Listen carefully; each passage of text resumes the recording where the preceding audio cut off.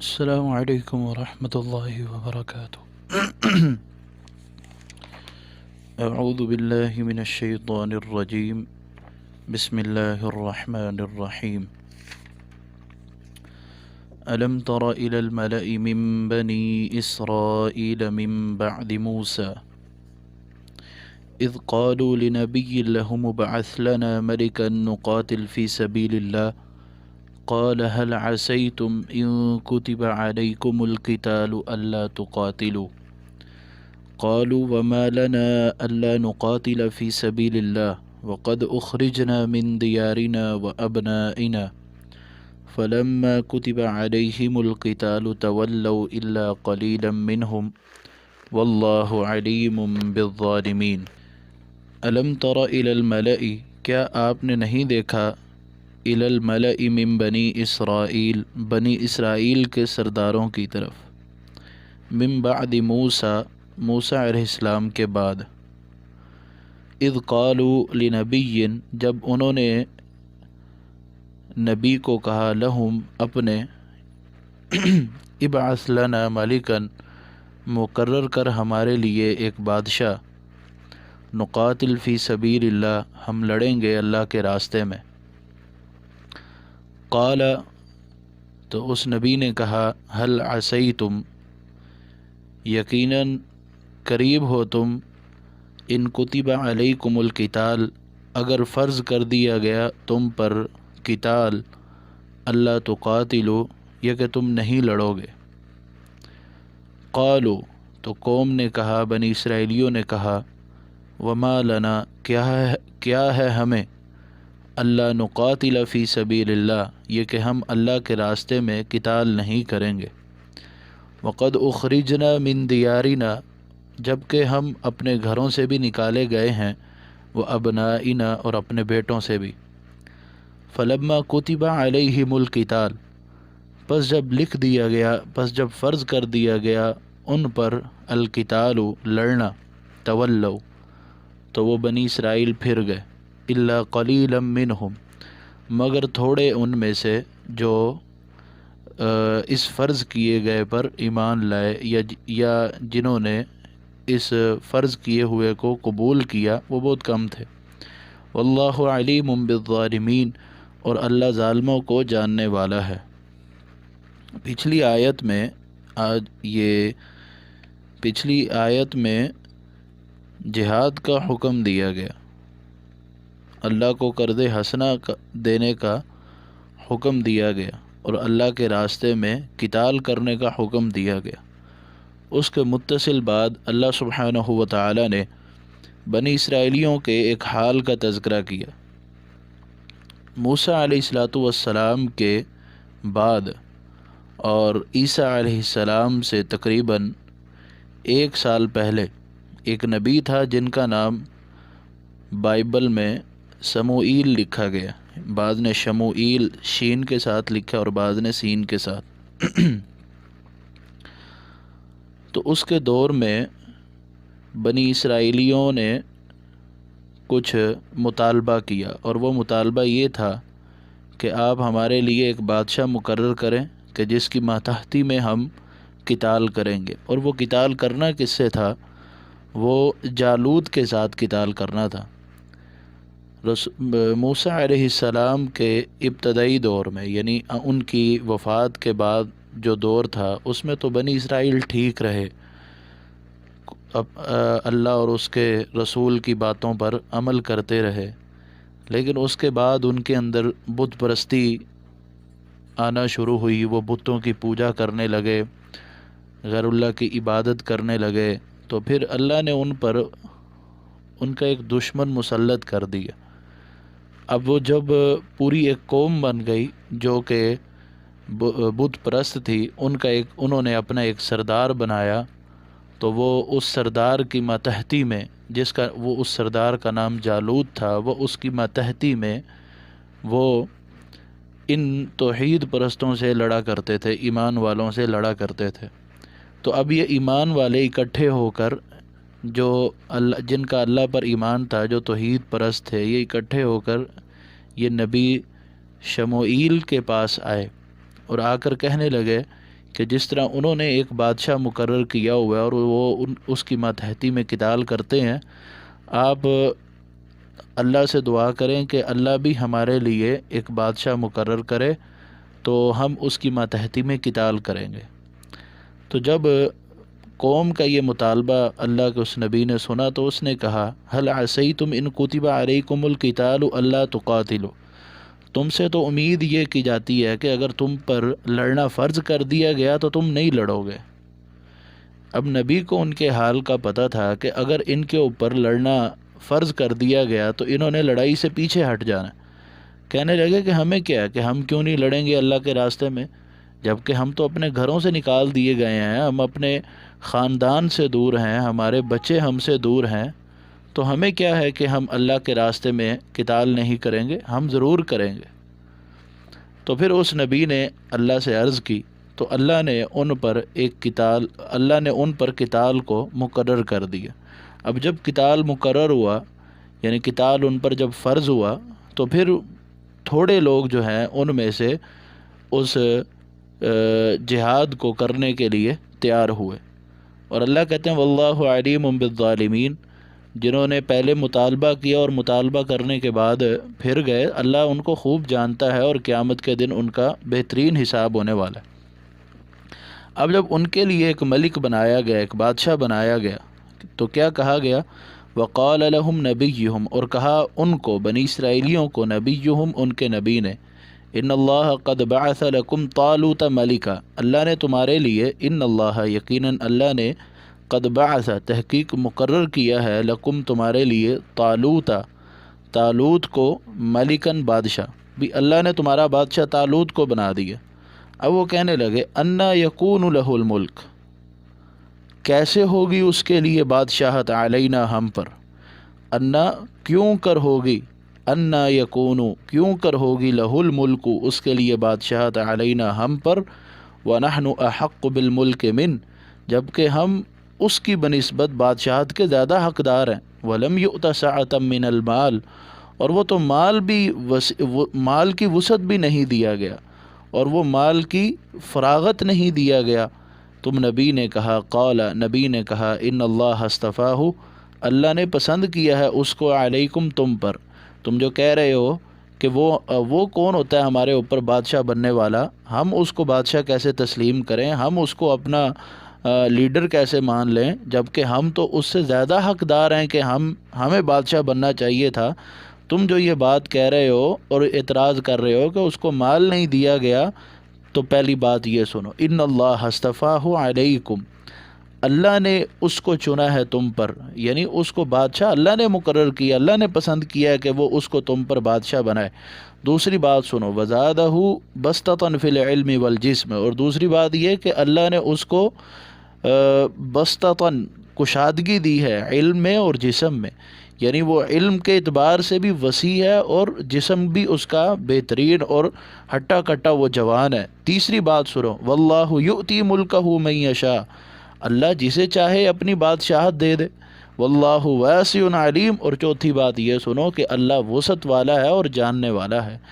یعنی پہلے انہوں نے بادشاہ طلب کیا، جب ان کے لیے اللہ نے طالوت کو بادشاہ بنایا تو اب وہ اعتراض کرنے لگ گئے کہ ہم اس کو بادشاہ نہیں مانتے، ہم تو اس کی بنسبت زیادہ حقدار رکھتے ہیں کہ ہم بادشاہ بنیں۔ تو بنی اسرائیل میں یہ سلسلہ تھا کہ نبوت جو ہے وہ ایک اور نسل میں آ رہی تھی، اور جو بادشاہت تھی وہ یعقوب علیہ السلام کے بیٹے یہودا کی نسل میں تھی۔ تو جو طالوت تھا یہ یہودا کی نسل سے نہیں تھا، یہ یعقوب علیہ السلام کے آخری بیٹے بنیامین، یہ اس کی نسل سے تھا۔ تو انہوں نے یہ اعتراض کیا کہ اس کو ہمارے اوپر بادشاہ بنایا جا رہا ہے، ہم تو اس کی بنسبت زیادہ حقدار ہیں کہ ہمیں بادشاہ بنایا جائے، ہم اس کو بادشاہ تسلیم نہیں کرتے، کیونکہ وہ جو رول تھا اس کی نسل کے ایک ہی نسل سے بادشاہ آنا چاہیے، وہ طالوت اس نسل سے نہیں تھا، جس کی وجہ سے انہوں نے اعتراض کیا۔ تو اللہ نے ان کے اعتراض کا جواب 5 باتوں سے دیا۔ ان اللہ اصطفاہ علیکم، پہلی بات یہ کہ اس کو بادشاہ اللہ نے پسند کیا، وزادہ بسطۃ فی العلم والجسم، اللہ نے اس کو علم اور جسم میں بھی کشادگی عطا کی ہے۔ تیسری بات یہ واللہ یؤتی ملکہ من یشاء، اللہ جسے چاہے اپنی بادشاہت دے، اور چوتھی بات یہ واللہ واسع علیم، اللہ وسعت والا اور جاننے والا ہے۔ وقال لهم نبیہم، اور کہا ان کو ان کے نبی نے، یعنی سموئیل نے کہا، ان آیت ملک ہی، اچھا بھئی اب اگر تمہیں اس کی بادشاہت پہ یقین نہیں آ رہا تو اللہ کی طرف سے اس کی بادشاہت کی توثیق کی ایک نشانی بھی ہے۔ ان آیت ملک ہی، اس کی بادشاہت کی نشانی کیا ہے؟ ان یأتیکم التابوت، کہ وہ تمہارے پاس ایک تابوت لائے گا، فیہ سکینۃ من ربکم، اس میں تمہارے رب کی طرف سے تسلی ہوگی، سکینت ہوگی، وبقیۃ،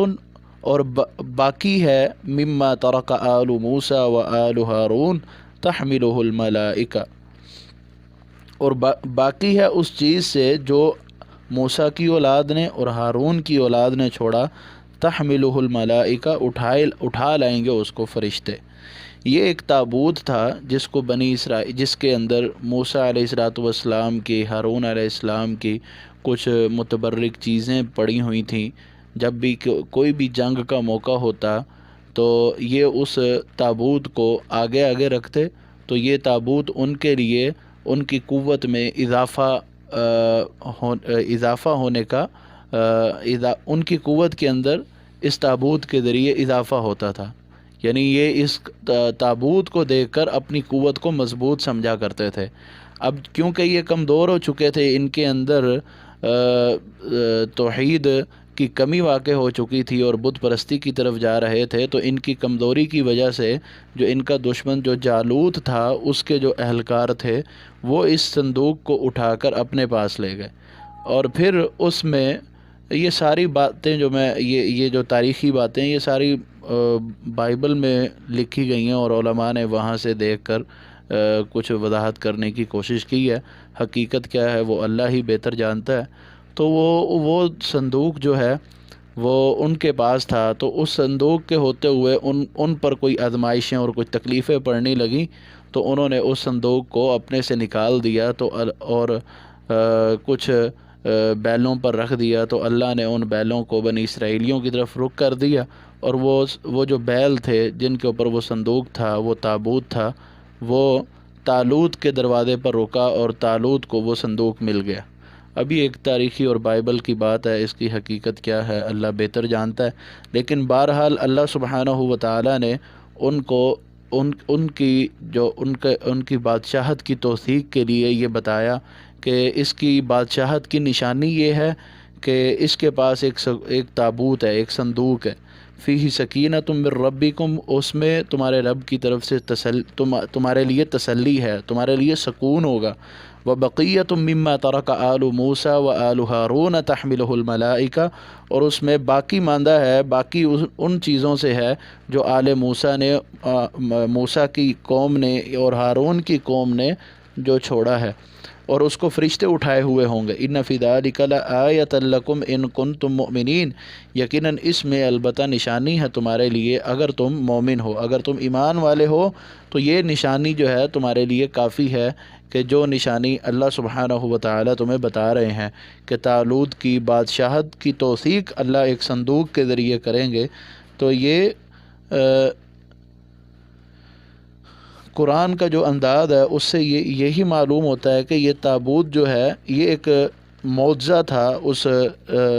نبی کا، اور جس کو قرآن میں آیت سے تعبیر کیا گیا۔ فلما فصل طالوت بالجنود، اب جب انہوں نے تابوت کو دیکھا، اس کی بادشاہت کی توثیق ہوئی، بادشاہت کو تسلیم کیا، اب پھر لوگوں نے جب اس کو اپنا بادشاہ تسلیم کر لیا، تو اب اس کی ماتحتی میں جنگ کے لیے تیار ہوئے۔ فلما فصل طالوت بالجنود، تو جب طالوت اپنا لشکر لے کر جدا ہوا، فاصلہ میں نے جدا ہوا یعنی نکلا، تو اس نے کہا قوم کو، ان اللہ مبتلیکم بنہر، اللہ تمہیں ایک نہر کے ذریعے آزمائے گا، فمن شرب منہ فلیس منی، تو جو شخص اس نہر سے پی لے گا وہ مجھ سے نہیں ہوگا، فمن شرب منہ، تو جو اس نہر سے پیے گا، اس نہر سے پانی پیے گا، فلیس منی، وہ مجھ سے نہیں، یعنی اس کا ہم سے اس کا کوئی تعلق نہیں، ومن لم یطعمہ، اور جو نہ چکھے گا اس سے فَإِنَّهُ مِنِّی تو اس کا تعلق مجھ سے ہے، یعنی فَإِنَّهُ مِنِّی تو وہ مجھ سے ہے، إِلَّا مَنِ اغْتَرَفَ غُرْفَةً بِيَدِهِ، ہاں مگر وہ شخص جو ایک چلو لینا اپنے ہاتھ کے ساتھ، اس نہر سے پانی نہیں پینا۔ ایک نہر آئے گی، اس نہر کے ذریعے اللہ تمہیں آزمائے گا، جو اس نہر سے پانی پی لے گا اس کا ہم سے کوئی تعلق نہیں، اور جو نہیں پیے گا وہ اس کا تعلق ہم سے ہے۔ اور ہاں اگر کوئی پینا چاہتا ہے تو صرف ایک چلو، ایک ہاتھ نہر میں ڈالے اور ایک ہاتھ میں جتنا پانی آتا ہے بس وہی ایک چلو وہ پانی پی لے، اتنا پانی پینا اس کی اجازت ہے۔ فَشَرِبُوا مِنْهُ إِلَّا قَلِيلًا مِنْهُمْ، تو بس انہوں نے بنی اسرائیلیوں نے اس نہر سے پانی پیا، الا قلیلا منہم، مگر کچھ تھوڑے ہی لوگ تھے جنہوں نے اس سے پانی نہیں پیا۔ یعنی اس جو بادشاہ تھا، جو ان کا حاکم تھا طالوت، انہوں نے اس کی بات کو مانا، اس کی بات ماننے والے تھوڑے تھے۔ فلما جاوزہ ہوا والذین آمنوا معہ، تو بس جب وہ نہر سے گزرے وہ طالوت اور وہ لوگ جو طالوت کے ساتھ ایمان لائے تھے، جو طالوت پر اور جو ایمان والے طالوت کے ساتھ تھے، طالوت اور وہ ایمان والے جب اس نہر پر سے گزرے تو انہوں نے کہا لا طاقت لنا اليوم بجالوت وجنودی، نہیں ہے ہمارے لیے طاقت آج کے دن بجالوت وجنودہ، جالوت اور اس کے لشکر کے ساتھ لڑنے کی۔ قال الذین یظنون انہم ملاقو اللہ، کہا ان لوگوں نے جو اس بات پر یقین رکھتے تھے کہ وہ اللہ کو ملیں گے، کیا کہا کم من فئۃ قلیلۃ، کتنی ہی تھوڑی جماعتیں، غلبت فئۃ کثیرۃ باذن اللہ، جو غالب آئی ہیں بہت بڑی جماعتوں پر اللہ کے حکم کے ساتھ، اور اللہ صبر کرنے والوں کے ساتھ ہے۔ اب یہاں پر یہ بتایا گیا کہ اس نہر سے پانی پینے سے منع کیا گیا تھا، لیکن بعد نے اور کہا کہ اگر کوئی پینا چاہتا ہے تو وہ صرف ایک چلو پی لے، ایک چلو سے زائد نہیں۔ تو ان میں سے ان لوگوں نے اس نہر سے پانی پیا، لیکن بہت کم لوگ تھے جو ایمان والے تھے۔ تو جب وہ نہر سے گزرے تو انہوں نے کہا کہ آج ہمارے پاس جالوت کے لشکر کے ساتھ مقابلہ کرنے کی ہمت نہیں ہے۔ مفسرین بعد نے تو یہ کہا کہ یہ ان لوگوں نے کہا جنہوں نے پانی زیادہ پی لیا، اور بعد نے کہا کہ نہیں، یہ انہوں نے نہیں کہا بلکہ یہ ایمان والوں نے کہا، اس وجہ سے کہ انہوں نے دیکھا کہ جالوت کا لشکر جو ہے وہ بہت زیادہ ہے۔ تو جب بعد ایمان والوں نے جب یہ بات کہی جالوت کے لشکر کو دیکھ کر کے اس کی تعداد بہت زیادہ ہے، تو انہی میں سے جن کا ایمان زیادہ پختہ تھا اور ان کو اللہ کی ملاقات پر باقیوں کی بنسبت زیادہ یقین تھا، یعنی ان کا ایمان باقیوں کی بنسبت زیادہ پختہ تھا، انہوں نے کہا کہ گھبرانے کی بات نہیں ہے، کتنی ہی بار ایسا ہو چکا ہے کہ تھوڑی جماعتیں اللہ کے حکم سے بڑی جماعت پر غالب آ جاتی ہیں۔ اور بعد نے مفسرین نے یہ بھی لکھا ہے کہ جنہوں نے پانی نہیں پیا تھا وہ تقریباً 313 لوگ تھے، یعنی اتنے سات لوگ تھے جو بدر کے موقع پر جو تعداد بدر کے موقع پر تھی، اتنی ہی تعداد اس نہر سے ان لوگوں کی تھی جنہوں نے پانی نہیں پیا تھا۔ اچھا، ولما برزوا لجالوت وجنودہ، اچھا جب وہ جالوت کے لشکر کے سامنے ہوئے، مد مقابل ہوئے، ظاہر ہوئے جالوت اور اس کے لشکر کے لیے، اب ایمان والوں نے دعا کی ربنا افرغ علینا صبرا، اے ہمارے پروردگار ہم پر صبر ڈال دے، یعنی ہمیں صبر عطا کر۔ افرغ کا معنی ڈال ہمارے اوپر، افرغ ڈال دے، علینا ہم پر، صبرن صبر کو، یعنی اللہ ہمیں صبر عطا کر، وثبت اقدامنا، اللہ ہمارے پاؤں کو ثابت قدم رکھ، ہمارے قدموں کو ثابت رکھ، وانصرنا، اور ہماری مدد کر، علی القوم الکافرین، کافروں کی قوم پر۔ فہزموہم باذن اللہ، تو انہوں نے یعنی طالوت اور اس کے لشکر نے، ان تمام نے جالوت کو، ہم کون ہے؟ جالوت کو، طالوت کے لشکر نے جالوت کے لشکر کو شکست دی۔ وقتل داود جالوتا، اور قتل کیا داؤد نے جالوت کو۔ طالوت علیہ السلام طالوت جو کہ بادشاہ تھا، اسی کے ہی ایمان والوں میں ایک شخص تھا جس کا نام داود تھا، اس داؤد نے جالوت کو قتل کیا۔ وآتاہ اللہ الملک، اللہ نے اس کو بادشاہت دی، والحکمہ اور حکمت دی، وعلمہ مما یشاء اور اللہ نے سکھایا اس کو جو چاہا۔ اس آیت سے بعد مفسرین نے یہ کہا کہ داؤد جو ہیں وہ بھی پیغمبر ہیں، اللہ کے نبی ہیں، اور یہ سموئیل کے بعد یا شموئیل کے بعد یہ نبی بنے تھے اس آیت کی بنسبت۔ اور بعد نے یہ کہا کہ یہ ضروری نہیں کہ وہ اللہ کے نبی ہوں، بلکہ اللہ نے اپنی طرف سے ان کو علم دیا، حکمت دی اور بادشاہت دی۔ بہرحال صحیح بات یہی معلوم ہوتی ہے کہ یہ داؤد بھی یہ اللہ کے نبی ہیں۔ ولولا دفع اللہ الناس بعضهم ببعض، اور اگر اللہ نہ دفع کرتا لوگوں کو بعض لوگوں کی وجہ سے، بعض لوگوں کے ذریعے، لفسدت الارض، البتہ زمین میں فساد ہو جاتا، ولکن اللہ ذو فضل علی العالمین، لیکن اللہ فضل والا ہے جہان والوں پر۔ اب یہاں یہ بات سمجھائی گئی ہے۔ اب یہ دیکھیں نا، یہ پورا قصہ آپ نے پڑھا ہے کہ ایک سرکش تھا جس کا نام جالوت تھا، اس کی قوم جو تھی وہ بنی اسرائیلیوں پر ظلم کرتی تھی۔ بنی اسرائیلیوں نے اللہ سے مطالبہ کیا کہ ہم پر ایک بادشاہ مقرر کیا جائے، ہم اس کی ماتحتی میں اس جالوت کا مقابلہ کریں اور اس کو شکست دیں۔ اللہ نے بادشاہ مقرر دیا، پھر اس کی نشانیاں بنائیں تاکہ قوم کو یقین ہو جائے کہ یہ اللہ کی طرف سے مقرر کردہ ہے۔ اور پھر اس کے بعد جو ہے جب وہ آمنے سامنے ہوئے تو اللہ نے طالوت کو فتح دی اور جالوت کو شکست دی۔ یہ سارا ذکر کرنے کے بعد کہ اللہ نے حق کے ذریعے باطل کو جو شکست دی ہے، یا اللہ نے ایک ایمان والے گروپ کے ذریعے ایک فسادی گروپ کو جو زمین پر فساد برپا کرنے والا تھا، لوگوں پر ظلم اور زیادتی کرنے والا تھا، اللہ نے اس گروہ کو جو شکست دی ہے، اس شکست دینے کی حکمت کیا ہے کہ اگر ایسا نہ ہوتا کہ اللہ ایک گروہ کے ذریعے دوسرے گروہ کو شکست نہ دیتا، لفسدت الارض، تو زمین کے اندر فساد برپا ہو جاتا۔ یعنی اللہ اگر دوسرا گروہ کھڑا نہ کرتا، دوسری جماعت کو اللہ اگر پیدا نہ کرتے اور صرف ایک ہی جماعت یعنی جالوت کی جماعت باقی رہتی اور وہ لوگوں پر ظلم و زیادتی کرتی رہتی، تو وہ ایک ہی جماعت جو ہے وہ لوگوں کے ساتھ زیادتی کرتے ہوئے زمین پر فساد برپا کرتی۔ اگر ایسا ہی رہتا، صرف وہی قائم رہتا اور وہ ساری زندگی زمین پر فساد برپا کرتا رہتا، تو زمین پر رہنے والے انسانوں کے لیے مشکلات ہو جاتی۔ تو اللہ سبحانہ و تعالی زمین پر فساد کو ختم کرنے کے لیے بعض لوگوں کے ذریعے بعض کو ختم کرتے ہیں، بعض سرکش لوگوں کو بعض اچھے اور ایمانداروں کے ذریعے ختم کرتے ہیں تاکہ زمین کے اندر فساد برپا نہ ہو۔ آپ اب تاریخ پہ نظر دوڑائیں تو آپ کو معلوم ہوگا اور آپ دیکھیں گے کہ کتنی ہی بڑی سپر پاور ہی کیوں نہ ہو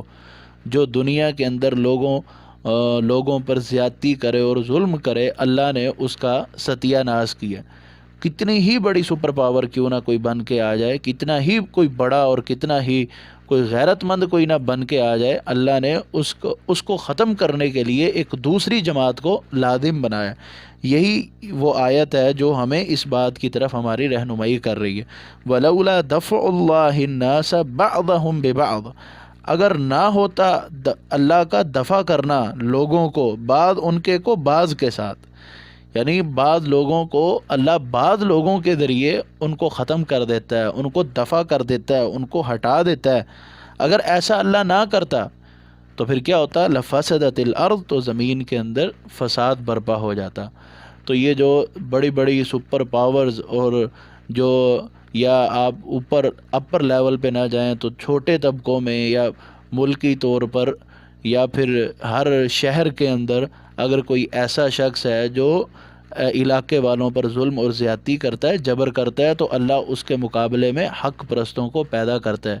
اسی طرح اگر کوئی جماعت جو ہے وہ باطل پر ڈٹی ہوئی ہے، باطل عقیدے پر، باطل عقائد اور نظریات پر، باطل قوانین و ضوابط پر، تو اللہ ایک حق والی جماعت کو پیدا کرتے ہیں جو اس باطل جماعت کے عقائد اور نظریات کا رد کرتی ہے۔ اور اسی طرح اگر کوئی حدیث کے خلاف اٹھتا ہے، انکار حدیث کرتا ہے اور حدیث کو نہیں مانتا تو اللہ ان کے خلاف بھی ایک جماعت پیدا کرتے ہیں جو ان کا رد کرتے ہیں، اور وہ جو زمین کے اندر فساد برپا کر رہے ہوتے ہیں اللہ اس فساد کو لوگوں کے ذریعے ہی ختم کرواتے ہیں۔ اسی طرح کوئی شخص اگر لوگوں کے دلوں میں صحابہ کے خلاف کوئی بغض اور کوئی کینہ پیدا کرتا ہے تو اللہ اس کا بھی رد کرنے کے لیے انہی لوگوں میں ہی بندے کھڑے کرتے ہیں جو صحابہ کا دفاع کرتے ہیں اور صحابہ پر تبرہ کرنے والے کو جو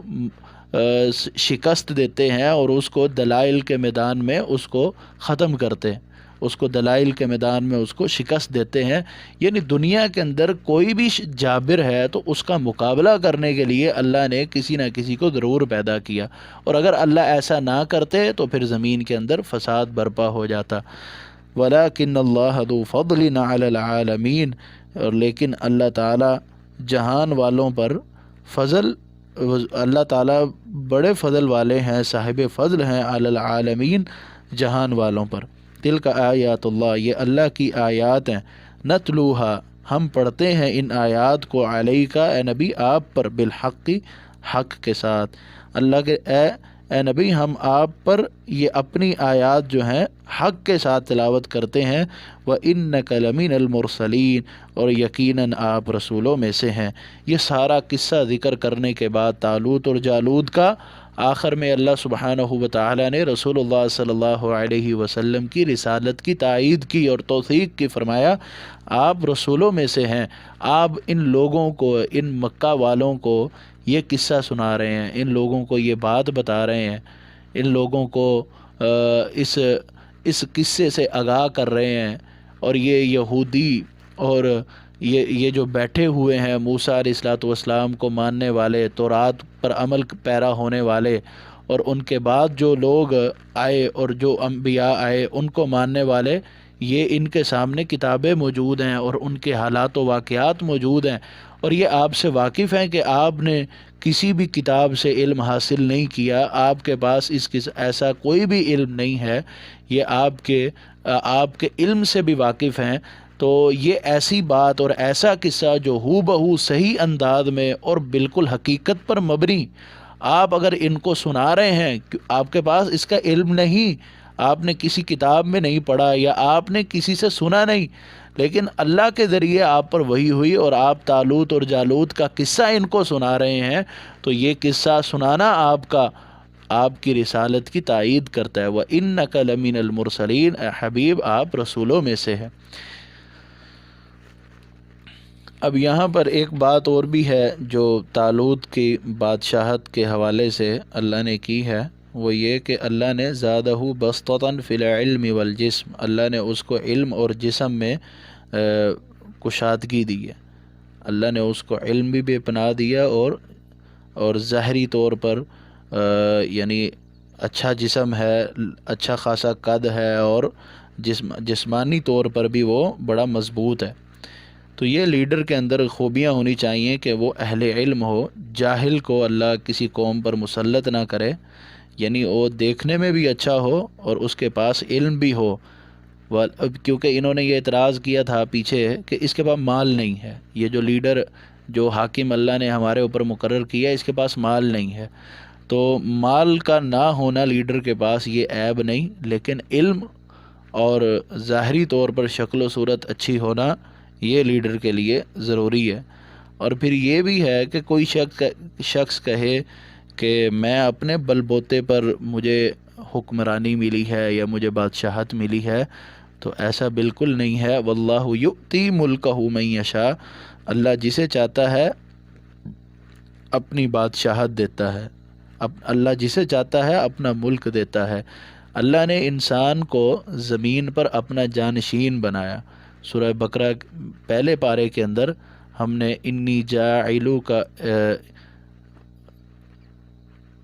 جاعلوک للناس اماما، نہیں یہ تو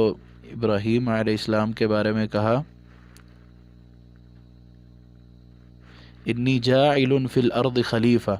کہ میں زمین میں اپنا جانشین بنانے والا ہوں، تو اللہ نے انسان کو پیدا کیا اور اس کو اپنا جانشین بنایا۔ تو زمین کا نظام چلانے کے لیے اللہ زمین کے اندر لوگوں کو بادشاہت دیتے ہیں تاکہ وہ زمین پر نظام چلا سکیں۔ تو یہ تمام جو بادشاہتیں ہیں یہ عارضی بادشاہتیں ہیں، یہ اللہ کے اختیار میں ہیں کہ وہ زمین میں جس کو بادشاہت دیں، اور انہی کو اللہ قیامت کے دن مخاطب کریں گے، لمن الملک اليوم، کہ آج قیامت کے دن کس کی بادشاہت ہے؟ تو وہ کہیں گے للہ الواحد القہار۔ وہ تو کچھ نہیں جواب دے سکیں گے، تو اللہ خود ہی جواب دیں گے آج جو بادشاہت ہے وہ اکیلے اللہ کی ہے، جو بڑا ہی زبردست ہے۔ یعنی بادشاہت ملنا، حکومت ملنا، سلطہ اور وزارت ملنا، یہ سب اللہ کے اختیار میں ہے، اللہ جسے چاہے عطا کرے۔ وَتُعِزُّ مَن تَشَاءُ وَتُذِلُّ مَن تَشَاءُ بِيَدِهِ الْخَيْرُ، اور وہ جسے چاہے عزت دے اور وہ جسے چاہے ذلیل کرے، وہ یہ سب چیزیں یہ اللہ کے اختیار میں ہیں۔